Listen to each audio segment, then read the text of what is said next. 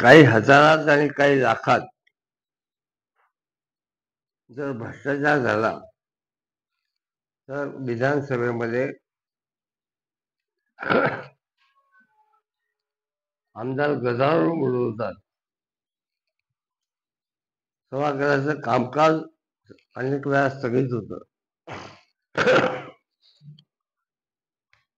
पण आमदारांच्या नावावर गोळा केलेले 1,84,84,200 रुपये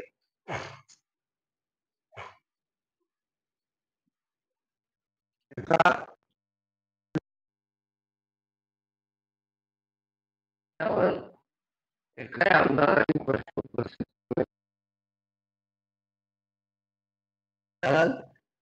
तुम्ही कबूल केलं होतं SIT स्थापन करायचं, काय झालं? कोण आहे त्या SITचा अध्यक्ष? काय पण एवढं सुद्धा हिंमत आता लोकप्रतिनिधीमध्ये राहिलेली नाही.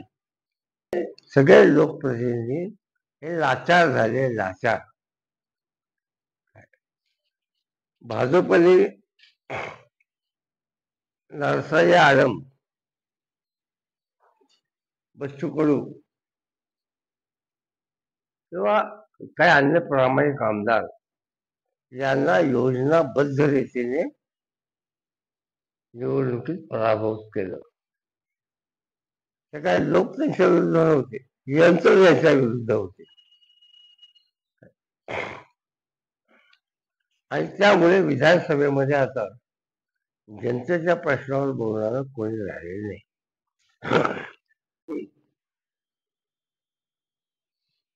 काय सांगतो, रमा आणि रमी याची व्यवस्था केली होती.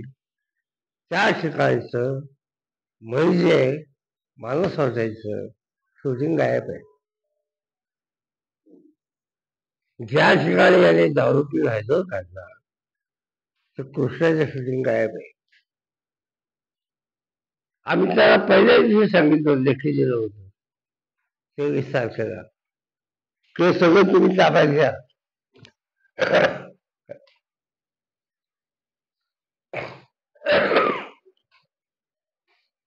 आलंय लक्षात. मी तुम्हाला अत्यंत सिरियसली गांभीर्याने सांगतो आणि 55 वर्षाच्या अनुभवापेक्षा सांगतो की इतकं भ्रष्ट, जनतेच्या प्रश्नाशी संबंध नसलेलं, भावना शून्य सरकार हे पहिल्यांदा आलेले.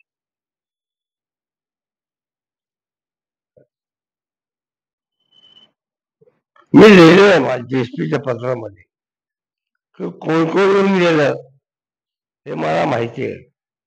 लिहिलंय 3 वेळा आरटीओची गाडी आली, 2 वेळा फॉरेस्टची गाडी आली.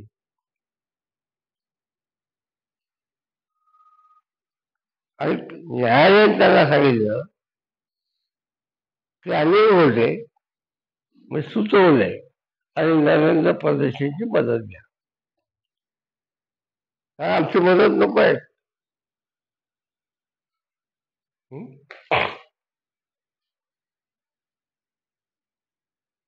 सोशल मीडियाच्या भाऊ गर्दीत विश्वासार्हतेने चकाकणारे नाव म्हणजे लेट्सअप मराठी.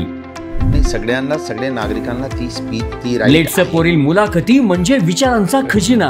त्यानंतरच्या निवडणुकीमध्ये मला सोडून गेले. बातम्या केवळ वस्तुस्थिती सांगणाऱ्या, न प्रोपगंडा, फक्त जनतेचा अजेंडा. क्योंकि आने वाला कल जाने वाला है, जाने वाला कल आने वाला है. राजकारण, मनोरंजन असो की क्रीडा क्षेत्र, महाराष्ट्राची स्पंदने संवेदनशीलतेने टिपणारे माध्यम म्हणजे लेट्सअप मराठी. जगासोबत एक पाऊल पुढे राहण्यासाठी लेट्सअपचे ॲप, सोशल मीडिया आणि वेबसाईट सोबत कनेक्टेड रहा.